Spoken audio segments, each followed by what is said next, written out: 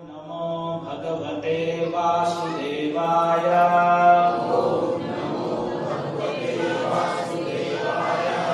ओम नमो भगवते वासुदेवाय।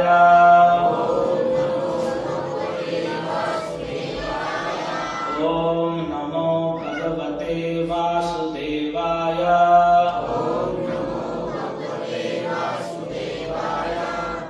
हरे कृष्ण। मेरे पीछे बोलेंगे योगिनाम अपि सर्वेषां मद्गतेन अंतरात्मना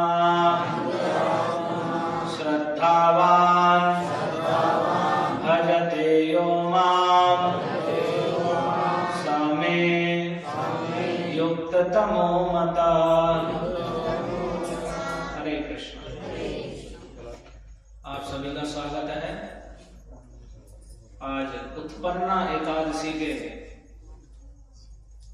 शुभ दिवस में हम सब कृष्ण संकीर्तन और कृष्ण कथा श्रवण करने के लिए एकत्रित हुए हैं। और वास्तव में दो माता जी का विशेष योगदान है, क्योंकि कल रविवार है, तो रविवार को तो साप्ताहिक संकीर्तन होता ही है, लेकिन एकादशी के दिन भी कीर्तन होना चाहिए। तो ऐसी हमारे भी मन में इच्छा थी, लेकिन कभी लोग नहीं आए, इसलिए सभी को ये नहीं कहा।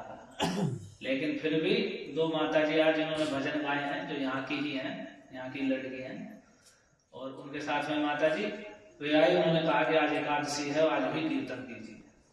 तो उनका उत्साह था, तो हमने कहा बिल्कुल कीर्तन होगा, हम तो पहले से ही चाह रहे होना चाहिए, जब सब लोग आएंगे तो अवश्य। तो आप सभी आए, सभी का बड़ा स्वागत। क्योंकि श्रीमद् भागवत के महात्म्य में भगवान ब्रह्मा जी को कह रहे हैं, स्वयं भगवान श्री कृष्ण श्री हरि ब्रह्मा जी से कह रहे हैं कि न गच्छति यदा मर्त्यः श्रोतुम भागवतम सुत एकादश्याम विशेषेण नास्ति पापरतस्ततः। कह रहे हैं हे सुत, सुत का मतलब पुत्र, भगवान के पुत्र हैं ब्रह्मा, वो ब्रह्मा जी के पुत्र हैं रुद्र यानी शंकर और सनत कुमार आदि और अन्य ऋषि लोग, ये ब्रह्मा जी से प्रकट हुए हैं, तो इसलिए पुत्र स्वरूप बना। और ब्रह्मा के भी पिता हैं भगवान नारायण के नाभि से कमल निकलता है, जिस पर ब्रह्मा प्रकट हुए। तो स्वयं भगवान परमेश्वर हैं श्री कृष्ण। तो वे ही ब्रह्मा जी से भागवत की महिमा बता रहे हैं कि ये भागवत मेरा ही स्वरूप है। जो गीता और भागवत ग्रंथ हैं, ये स्वयं कृष्ण का ही स्वरूप है। भगवान ही भगवत गीता के रूप में है, भागवत के रूप में।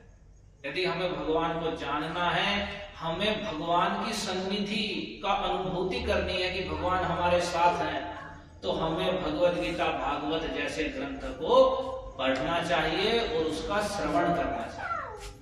यदि हम भगवत गीता भागवत के संपर्क में हैं, तो हम सीधे भगवान के संपर्क में, कोई संशय नहीं है। क्योंकि इसमें जो भी कुछ है अक्षरों के रूप में स्वयं कृष्ण ही है। भगवत गीता को स्वयं कृष्ण ने बोला है, और भागवत में कृष्ण की कथा का सारे अवतारों की और उनके भक्तों की कथा का वर्णन है। तो जो भी गीता भागवत को पढ़ता है, सुनता है, तो वह सदा भगवान की सन्निधि में रहता है।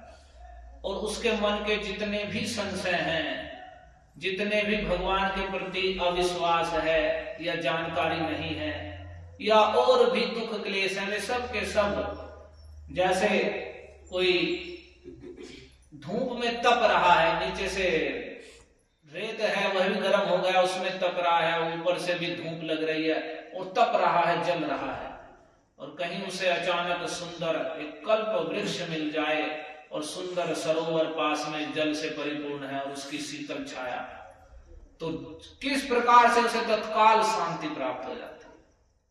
तो वैसे ही जो भगवत गीता भागवत रामायण जैसे ग्रंथ हैं, ऐसे ही हैं, जो उनका आश्रय लेता है, तो जो संसार के रेगिस्तान में मरुस्थल में हम जल रहे हैं, नीचे से गर्म रेत जला रहा है और ऊपर से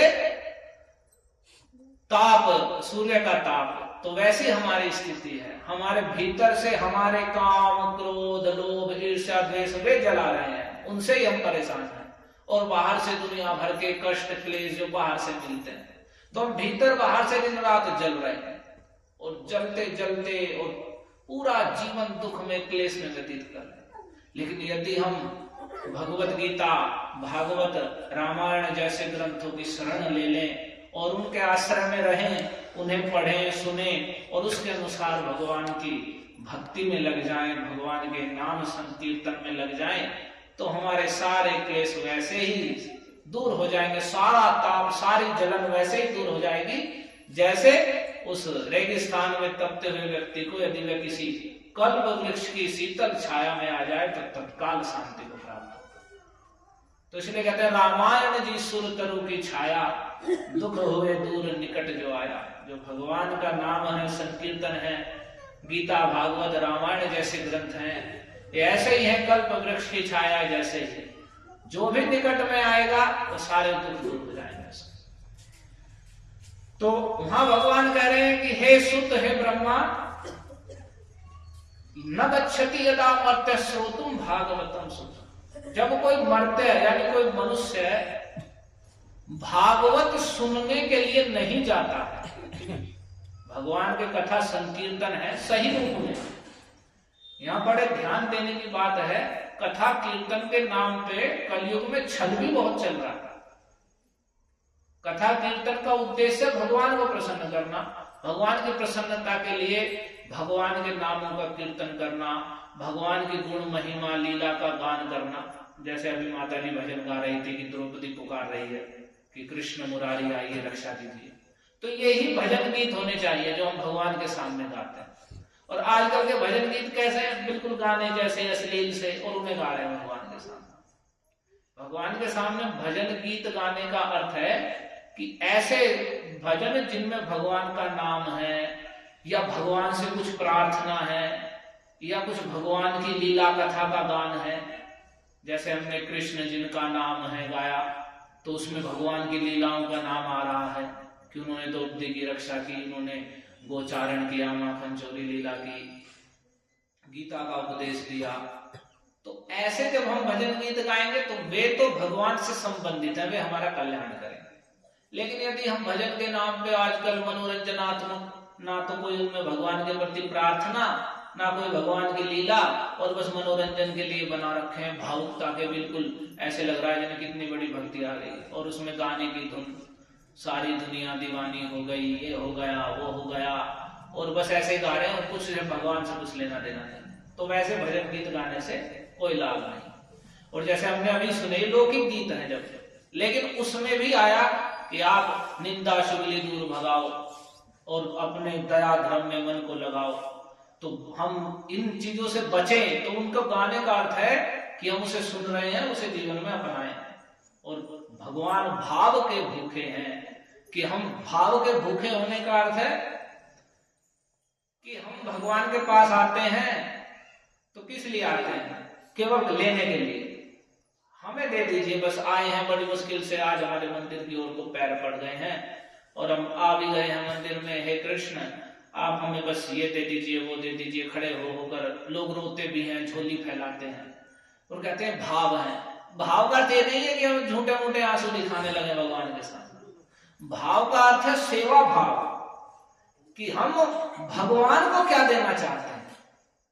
हमारे पास भगवान ने इतना कुछ दे रखा है, उसमें से भगवान की सेवा में क्या लगा रहे हैं, ये है भाव।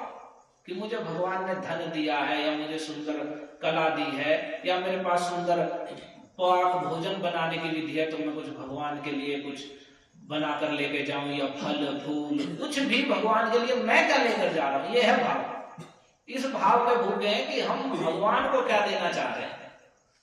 ये भाव नहीं है कि हम झूठे मूठे रोके दिखा दे रहे हैं भगवान के सामने और कि हम भाव हैं, वह भाव नहीं है। भाव का अर्थ है कि हमारे पास जो भगवान ने दिया है उससे हम आसक्ति छोड़ के, ये करके कि ये सब कुछ कृष्ण का है और हम इसे खा रहे हैं, हम इसे कृष्ण की सेवा में लगाएंगे, भगवान को देंगे। तो जब हमारा भगवान को देने का भाव होगा तब वह वास्तविक भाव है। लेकिन हमारा भगवान को देने का कुछ भी भाव नहीं है। अभी भगवान के लिए अगर हम खूब धनी और पैसे वाले भी हैं, अगर हमसे कहते हैं कि भगवान की सेवा कथा है या प्रतिदिन मंदिर में सेवा पूजा है, व्यवस्था है, इतना बड़ा है, तो हम मंदिर में कुछ ना कुछ दें। जब भी हम कथा कीर्तन में जा रहे हैं या जब भी अपने समय में, महीने में, साल भर में हम इतना अंश भगवान की सेवा के लिए निकालें, 10%, 20%, तब समझो हाँ, भगवान के प्रति हमारा भाव है कि हम इतना धन या अपने पास जो भी भगवान का दिया हुआ है उसे हम भगवान की सेवा में लगाएं। तब समझिए कि हाँ, हमारा भगवान के प्रति भाव है। और उसी भाव में भूखे हैं भगवान कि हम कब अपना जिसमें आसक्ति लिए बैठे हैं, जिसे मैं और मेरा कर करके उसमें से कितना हम निकाल के भगवान को दे रहे हैं। जैसे सुदामा जी का भाव है, वे भगवान के पास गए हैं, उनके पास कुछ भी नहीं है, अपने पास कुछ है ही नहीं, लेकिन फिर भी वे कृष्ण के पास जा रहे हैं। तो उन्होंने पत्नी से कहा कुछ भेंट के लिए ला, तो उनकी पत्नी जाके सूखे चावल मांग के लाती है पड़ोस से, तो उसे लेकर गए हैं भगवान के पास। और जब भगवान के पास गए और वहां तो भगवान का धाम तो वैकुंठ है, द्वारिका मतलब सीधा वैकुंठ है। तो जब गए तो उन्हें ऐसा लगा कि मैं तो वैकुंठ में ही आ गया।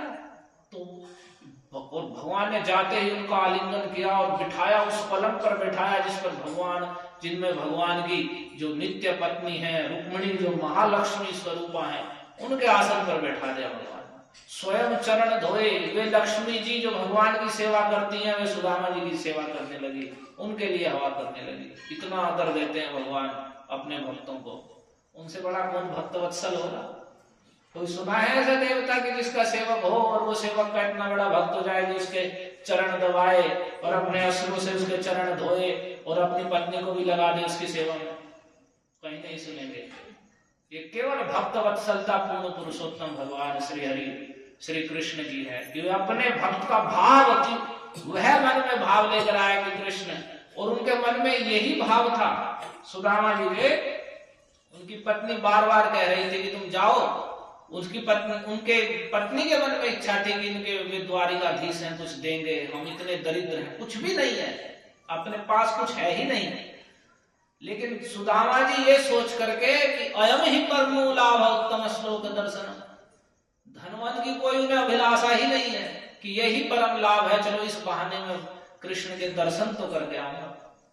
तो वे गए वहां, और जैसे ही गए और भगवान ने देखा, गीत भजन में सुनते हैं ना कि द्वारपालों ने रोक दिया, फटकार दिया, वैसा कोई भागवत में वर्णन नहीं है। वे सीधे गए भगवान के भवन में प्रवेश कर गए, और भगवान ने देखा सुदामा आए हैं तो पलंग पर से खड़े हो गए सीधे, और उन्हें बिठा करके उसी आसन पर बिठा दिया और स्वयं उनके चरण धोए सुदामा जी।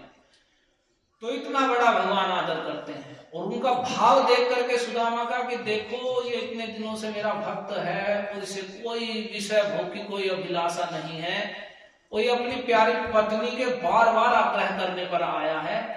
और सुदामा जी उनके पास जो भेंट लेकर आए थे सूखे चावल से, उन्हें सुदामा जी ने छिपा लिया कि मैं भगवान, ये भेंट देकर के इतना बड़ा अपमान है, जो भगवान इतने बड़े, कितने कितने भोग जिन भगवान के लिए यहाँ उपस्थित हैं, देवता जिनकी सेवा करते हैं आकर के, और ये महालक्ष्मी रुक्मिणी, और ये क्या वैकुंठ है यहाँ में, ये चावल क्या वैल्यू रखते हैं।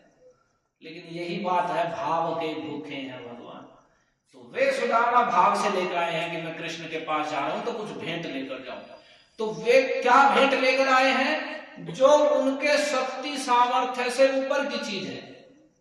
यानी सुदामा में इतनी भी शक्ति, इतनी भी औकात नहीं है कि वो कुछ लेके चला जाए, वो भी दूसरे के से मांग के लेकर आए। तो उस भाव को भगवान ने देखा कि ये अपनी हैसियत से, अपनी शक्ति सामर्थ्य से बढ़कर मेरे लिए लाया। तो भगवान ने जबरदस्ती छीन लिया उनके हाथ से कि तुम क्या लाए हो, क्या छिपा रहे हो। उन्होंने कहा कुछ नहीं है, तो जबरदस्ती छीन लिया उन्होंने, और छीन करके उस सूखे चावलों के, और उस समय कहा भगवान ने कि यदि मेरे भक्त, ये श्लोक जो गीता में बोला है वही भगवान ने भागवत में वासुदामा जी के सामने भी बोला कि पत्रम पुष्पम फलम तोयम यो में भक्त्या प्रयच्छति तदहम भक्त्युपहतमस्नामि प्रयतात्मना, कि यदि कोई मेरा भक्त जो शुद्ध हृदय से मेरा भक्त है, मेरी सेवा में परायण है, और वो मुझे अगर तुलसी पत्र, थोड़ा फल जल फूल अर्पित करता है तो मैं उसे ग्रहण करता हूं साक्षात रूप में। ये ना सोचे कि हमने भगवान को भोग लगाया, कि हमने प्रेम से भोग लगाया भगवान को पवित्रता पूर्वक बना करके कि हे कृष्ण ये आपकी वस्तु है, आप इसे ग्रहण कीजिए। तो भगवान कह रहे मैं उसे ग्रहण करता हूं, अस्नामि खाता हूं मैं उसे, जो मुझे भक्ति पूर्वक भोग लगाते हैं। ऐसे नहीं बस नोटंकी करने के लिए और बस खाया और बस थाली रख देंगे और बस घंटी बजा दी या बस थाली पटका दी और बस भोग लग जाएगा। नहीं, हृदय से कि हाँ मैं भगवान के लिए पूरे अपनी पवित्रता से और पूरे भाव सहित कि भगवान को लेकर जा रहा हूं भोग लगाने के लिए, तो उसे अवश्य ही भगवान स्वीकार करते हैं। उन्होंने कहा है ये बात भगवत गीता में भी, भागवत में भी। और फिर उन्होंने सुदामा से कहा कि यदि कोई मेरा भक्त मेरे लिए थोड़ी चीज भी अर्पित करता है तो वह मेरे लिए बहुत बड़ी है, और यदि कोई भक्त नहीं है तो दम्भ के लिए या भगवान को भी दिखाने के लिए कि मैंने 56 भोग लगवा दिए, तो भगवान कहते हैं मैं उसे स्वीकार नहीं करता हूं। जैसे कहते हैं कि दुर्योधन के मेवा त्यागे साग विदुर घर खाए। दुर्योधन राजा था तो उसने बड़े पकवान बनाए रखे थे जब भगवान शांति दूत बनकर गए, लेकिन भगवान ने वे नहीं खाए, विदुर जी के घर जाकर उनके घर जाकर। तो भगवान भक्तों के द्वारा दी गई छोटी से छोटी वस्तु को ग्रहण करते हैं। तो सुदामा जी के उन्होंने छीन लिए, अपने भक्त का वे छीन कर भी खा लेते हैं। उन्होंने छीन लिए और वे खाए और एक मुट्ठी खाए और जैसे ही दूसरा खाने लगे तो भगवान की अंतरंगा शक्ति का ही प्रकाश है रुक्मिणी जी, तो उन्होंने वहीं रोक दिया उन्हें, क्योंकि वे अपने हृदय के भाव को जानते हैं कि इनका एक मुट्ठी खाने का अर्थ क्या है। तो उन्होंने रोक दिया। क्यों रोक दिया? उन्होंने कहा कि नहीं मैं आपको नहीं छोड़ सकती हूँ, एक किसी भी अन्य किसी के लिए ये ही पर्याप्त है, इतना ही ऐश्वर्य पर्याप्त है। एक मुट्ठी खाने का अर्थ हो गया कि भगवान ने सुदामा को कितना बड़ा ऐश्वर्य दे दिया बिना मांगे ही। और जैसे दूसरा खाने लगे तो उन्होंने मना कर दिया, क्योंकि सारे ऐश्वर्य लक्ष्मी की अधिष्ठात्री स्वयं वे महालक्ष्मी रुक्मिणी जी हैं, तो यदि सब भगवान खा लेंगे तो भगवान को छोड़कर उन्हें वहां जाना पड़ जाएगा। तो उन्होंने कहा कि नहीं इतना ही पर्याप्त है। उन्होंने प्रार्थना की तो भगवान रुके, तो उन सूखे चावलों को उन्होंने खा लिया। और सुदामा ने वहां भगवान से कुछ भी नहीं मांगा, कुछ भी कहा तक नहीं, और भगवान ने भी प्रत्यक्ष रूप से कुछ भी नहीं दिया। ये कृष्ण की एक देने की विशेषता भी है। जो कुछ भक्त लोग हैं भक्ति करते हैं, सोचते हैं अरे यार इतने दिन हो गए कुछ मिल नहीं रहा, ये नहीं मिल रहा, वो नहीं मिल रहा, वे सोचते हैं कुछ चमत्कार करते रातों रात करोड़पति हो जाएगा और बस मजा आ जाएगा। तो ऐसी कृपा नहीं करते हैं कृष्ण। ऐसे देखिए सुदामा जी के चरित्र में, वे गए तो सुदामा को कुछ नहीं दिया प्रत्यक्ष रूप से। एक दिन वहां सुदामा रुके और एक दिन होकर अगले दिन वे चल दिए और वे वैसे ही चले। तो जब चल दिए सुदामा जी भी, वे हृदय में इतने श्रेष्ठ में विचार करते हुए जा रहे हैं कि देखो हम दरिद्र पापीयान कृष्ण श्री निकेतन। कहा तो मैं पापी दरिद्र, मैं दरिद्र हूं अपने पापों से, लेकिन कहा कृष्ण जो लक्ष्मीपति, लेकिन ब्रह्म बंधु हम बाहुभ्याम परिलंबित है, लेकिन मैं उनका भक्त ब्राह्मण हूं ऐसा जान करके उन्होंने भुजाओं से मेरा आलिंगन करके हृदय से लगा। तो वो कितने कृष्ण की श्रेष्ठता में, कितना ऐसे में भगवान की उस भक्त वत्सलता उनकी दया का स्मरण करते हुए जा रहे हैं।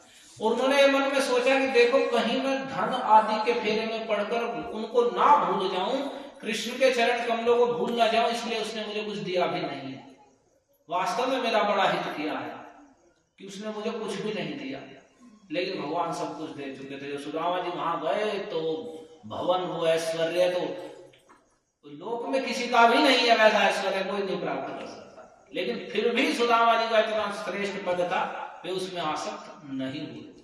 उस स्थान पर जब पहुंचे तो सारा ही बदला हुआ था, बड़े बड़े भवन बने पड़े हैं, अनेकों दास दासी और मणियों के बने हुए स्तंभ हैं, और ऐसे सुंदर जो भी रत्न आभूषण, और जब उनकी पत्नी आई जो जिसके साथ कितनी दासियां चल रही हैं जो देवियों के समान हैं, उन्होंने आकर उनका स्वागत किया। तो देखकर सुदामा जी आश्चर्यचकित रह गए और भगवान की उस दयालुता और करुणा का स्मरण करके भावुक हो गए। तो भगवान भाव के भूखे हैं, वो भाव से सुदामा जी सूखे चावल लाए, यानी वे देना, उनके पास कुछ नहीं है फिर भी वे देने के लिए लाए भगवान को। और हमारे पास इतना सब कुछ दिया हुआ है फिर भी हम मांगने के लिए जाते हैं, कुछ देने के लिए कभी भगवान के पास नहीं। तो ये जब हमारे अंदर कुछ भाव ही नहीं है और फिर आके हम बेशक रोते रहें और ढोंग करते रहें, तो उसके लिए भाव नहीं है। भाव का अर्थ है मेरे पास जो कृष्ण ने दिया उसके द्वारा भगवान की सेवा करना, इसे भाव कहते हैं। और उस भाव के भूखे हैं, और उस भूख में भगवान कुछ भी, उस भक्त का दिया कुछ भी, सूखे चावल तो भी खा लिया। झूठे फल सबरी के खाए प्रेम विवश रघुराई। सबरी जी ने वे फल रखे हैं बेर चुग चुग के, तो भगवान दूसरे बड़े बड़े ऋषियों के आश्रम में नहीं गए, सबरी के वहां गए, उसके दिए हुए बेर खाए भगवान। तो भक्ति पूर्वक, क्योंकि वे इतने दिन से आशा में थे कि एक दिन राम आएंगे और मैं उनकी सेवा करूंगा, तो वो जो भगवान के प्रति सेवा भाव था, उस भाव को लेकर के भगवान वहां पहुंच गए। तो हमारे पास बहुत त्याग तपस्या है, बहुत योग ध्यान है, लेकिन यदि भगवान के प्रति सेवा भाव को ही भक्ति कहा गया है। ऐसे नहीं है कि हम काम बनाने के लिए नियम व्रत ले रहे हैं तो वो भक्ति है, यद्यपि वह भी भक्ति का ही अंग है, लेकिन वो शुद्ध भक्ति नहीं है। शुद्ध भक्ति का अर्थ है भगवान की सेवा की अभिलाषा। भगवान की सेवा ही परम सुखमयी है। भगवान की सेवा का कुछ दूसरा फल नहीं है, सारे फलों का फल है भगवान की सेवा करना, भगवान के नाम का संकीर्तन करना, भगवान की परम मधुर कथा को सुनना। ये सारे फलों का फल है जो हमें भगवान ने दिया है। तो हमें भगवान को प्रसन्न करने के लिए, भगवान की संतुष्टि के लिए केवल अपनी ओर से सेवा करनी, इसे कहते हैं भक्ति। कि जो मुझे भगवान ने दिया है उसके द्वारा मुझे कृष्ण की सेवा करनी है। तो जब भगवान ऐसा भाव देखते हैं तो फिर तो भाव के भूखे हैं भगवान, उसके वशीभूत हो जाते हैं अपने ऐसे भक्त के। और देखो कैसे सुदामा को अपने से उच्च आसन पर बिठा के उसके चरण कमल धो रहे हैं। ऐसे भक्त का भगवान ऐसा आदर कर सकते।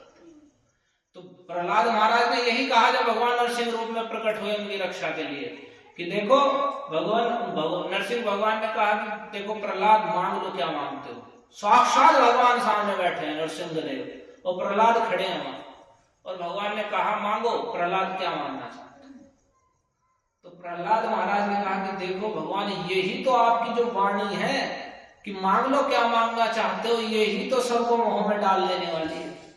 कि सब आप स्वयं मेरे सामने साक्षात खड़े हुए हैं और मैं आपको छोड़ करके आप करे कुछ भी मांग लो, और कोई व्यक्ति मोहित होकर कर कुछ अन्य चीज मांग ले तो ऐसा हो गया कि हाथ में रखा हुआ जो रत्न है, महामूल्य रत्न, उसको छोड़ के कांच के टुकड़े उठा ले। ऐसी उसकी दशा। आप साक्षात मेरे सामने हैं, परम आनंद स्वरूप, और आपको छोड़कर अन्य चीज मांगना।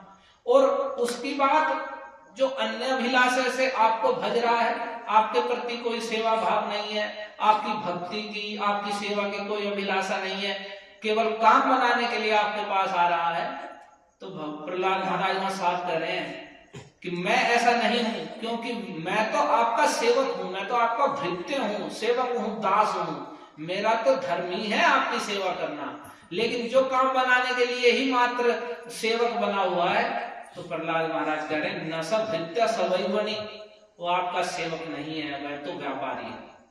साफ शब्दों में वह तो व्यापारी है, दुकानदार है, जैसे कुछ दिया और लिया उसके बदले कि मैंने आपकी सेवा की, आप मुझे दे दो, तो वह आपका दास नहीं है, सेवक नहीं है, वह तो व्यापारी है। तो दास का अर्थ है कि नहीं, जो मेरे पास भगवान का जो कुछ है वो कृष्ण का दिया हुआ है, कृष्ण की सेवा के लिए। तो जब हम ऐसे भाव से होंगे तो ऐसे भक्त को भगवान सिर पर बैठा लेते हैं, अपने सब प्रकार से उसका रक्षण पालन सब कुछ अपने ऊपर ढो लेते हैं। लेकिन उस भक्त के अंदर यही भाव रहता है कि मैं भगवान का दास हूं और जो कुछ मेरे पास है वो कृष्ण की सेवा के लिए। तो ये इस भाव के भूखे हैं भगवान, ये है भाव के भूखे हैं भगवान, इस बात का अर्थ। तो भगवान के प्रति सेवा भाव ही भाव है जिसको भगवान स्वीकार करते हैं। तो यही है, और भगवान की कथा सुनने का भाव, भगवान के कीर्तन आदि में सम्मिलित होने का भाव। जब भी कुछ कथा कीर्तन होता है तो लोग बहाना बना लेते हैं कि भाई ये बढ़ गया है, कभी सर्दी बढ़ गई, कभी गर्मी बढ़ रही है, कभी हम थोड़े बीमार हो गए हैं, या अभी घर में ये समस्या, छोटी छोटी समस्याओं को हम बड़ी बता के और कथा से और भगवान के कीर्तन से मुक्त मोड़ लेते हैं। तो इसका मतलब है कि हमारे भाव ही नहीं है, भाव कम है, या हमने भगवान की कथा कीर्तन को बहुत छोटा समझ रखा है, जब तो हम उसे उतनी वो नहीं दे रहे हैं। लेकिन यहाँ भागवत के महात्म्य में भगवान कह रहे हैं कि हे ब्रह्मा, जो भागवत श्रवण करने के लिए नहीं जाता है, कह रहे एकादश्याम विशेषेण, विशेषकर एकादशी के दिन जो भगवान के कथा कीर्तन और आदि में नहीं जा रहा है भागवत श्रवण करने के लिए, तो कह रहे नास्ति पाप रतस्तथा, तो उससे बढ़कर कोई पाप में रत नहीं है। यानी वह बहुत अधिक पापों में रत है कि जो एकादशी के दिन भी भगवान की कथा श्रवण करने के लिए भगवान के संकीर्तन में नहीं जाता है। तो समझ लीजिए वह पाप में रत है, वे पाप है जो उसे वहां नहीं जाने देते। तो अगर हम प्रतिदिन संकीर्तन में नहीं है संतुलित, तो एकादशी के दिन तो अवश्य ही हमें, अगर हम प्रतिदिन माला भी नहीं करते हैं हरि नाम की, हरे कृष्ण महामंत्र की, तो भी हमें एकादशी के दिन तो कम से कम माला करनी चाहिए, और जो कम कर रहे हैं तो अधिक करनी चाहिए। यदि हम प्रतिदिन गीता नहीं पढ़ रहे हैं तो एकादशी के दिन गीता, भागवत, रामायण जैसे ग्रंथों को पढ़ना ही चाहिए। जब हम ऐसा करेंगे तो ये, जब हम भगवान के प्रति सेवा भाव दिखाएंगे तो उस भाव को भगवान स्वीकार करते हैं। और यथार्थ रूप में जो बीच में बात आई, कथा कीर्तन का मतलब भगवान की सेवा भाव से, व्यवसाय बना करके आजकल लोग फिल्मी टून में गा रहे हैं, व्यवसाय बना लिया, अनेक प्रकार के गाने बजाने रखेंगे और मनोरंजन करेंगे लोगों का और उनसे धन ठगेंगे और बस ये हाँ हो गया कीर्तन। ना तो उनमें परिवर्तन हुआ पूरे जीवन में जो करने वाले हैं, ना श्रोताओं में कभी होगी। तो जो दंभ के लिए और बस धन कमाने के लिए जो ऐसे कथा कीर्तन आदि या जागरण आदि हैं, उनसे कोई हमारा विशेष कल्याण होने नहीं जा रहा। जब हम भक्ति भाव से युक्त होकर भगवान के कीर्तन और सही रूप में गीता, भागवत आदि ग्रंथों को पढ़ेंगे, सुनेंगे, तभी हम अपने वास्तविक कल्याण को प्राप्त करेंगे। भगवान के विषय में सही रूप में जानेंगे और सही रूप में भगवान की भक्ति में लगेंगे। और जब हम सही रूप में भक्ति में लगेंगे तो तत्काल हमारे जो ताप से हम जल रहे हैं अंदर बाहर से, वो तत्काल उसमें शांति पड़ जाएगी और हम सुख को प्राप्त करेंगे। तो आप में से कितने हैं भक्त ऐसे जो माला नहीं करते हैं, जिनके पास माला नहीं है, नहीं करते हैं, वे हाथ उठाएंगे। जो माला नहीं करते हैं, पीछे सब माता जी माला करती हैं, तो जिनके पास माला नहीं है वे माला लेकर जाइए, या मंदिर पे माला झोली है, और जिनके पास है उन्हें चाहिए कि वे प्रतिदिन माला करें। कथा सुनने का अर्थ है, यदि हम भगवान के नाम का जप ही नहीं कर पा रहे हैं तो इतनी कथा सुनने का हमें लाभ क्या होगा। हम 10 मिनट कह रहे हैं, हम बड़ा भाव है, और हम 10 मिनट भगवान का नाम नहीं जप सकते, और कितना बड़ा भाव है हमारा। एक माला में 10 मिनट लगती है। जब एक माला करेंगे तो उसमें इतना आनंद आएगा तो आगे हम स्वयं ही करने लगेंगे। तो जो माला नहीं करते हैं या जिनके पास माला नहीं है वे माला ले जाएं, यहाँ मंदिर पे माला उपलब्ध है। और जिनके पास है, नहीं करते हैं, टांग रखिए, वे माला लें, जिसमें 108 बीज होते हैं, और एक एक बीज पर हरे कृष्ण कृष्ण कृष्ण हरे हरे, हरे राम राम राम, ऐसे एक एक बीज पर पूरा महामंत्र बोल करके इस प्रकार से भगवान के नाम को जपें और भक्ति के वास्तविक पथ पर चलें। इस प्रकार से हम वास्तविक कल्याण, सुख और मन की, तन की सारी शांति को सहज ही प्राप्त कर लेंगे। हरे कृष्णा कृष्णा कृष्णा हरे हरे, हरे राम राम राम हरे हरे, हरे कृष्णा